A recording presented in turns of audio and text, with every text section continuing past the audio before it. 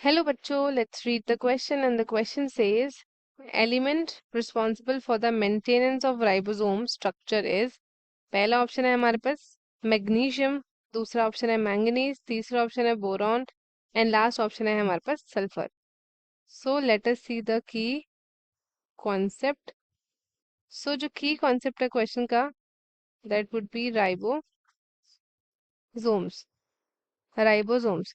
सो ribosomes जो होते हैं आपके क्रूशियल ऑर्गेनल्स होते हैं जो कि सेल्स में मिलते हैं एंड ये रिस्पॉन्सिबल होता है for the protein synthesis. Protein के सिंथेसिस में ये आपका हेल्प करते हैं एंड ये कंसिस्ट करते हैं दो सब यूनिट्स के. एक होता है हमारे पास अ लार्ज सब यूनिट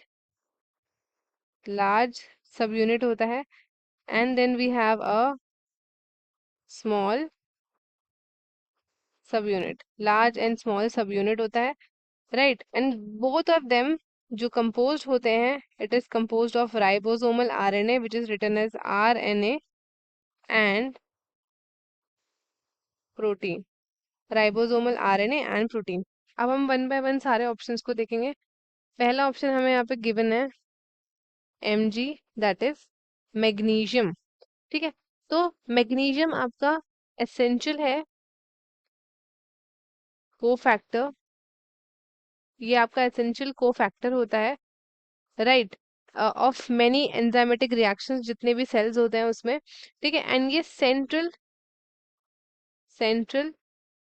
आयन होता है ऑफ क्लोरोफिल.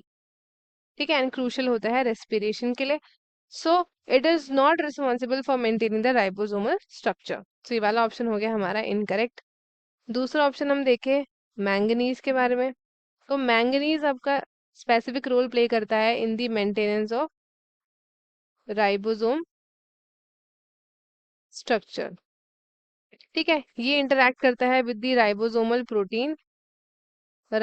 प्रोटीन के साथ इंटरैक्ट करता है ये एंड देन राइबोसोमल आरएनए के साथ विच इज आरएनए एंड उसके बाद हेल्प करता है स्टेबलाइज करने में स्ट्रक्चर्स ऑफ राइबोसोम को, राइट. सो मैग्नीज आयंस जो होते हैं वो इन्वॉल्व होते हैं in the activation of enzymes.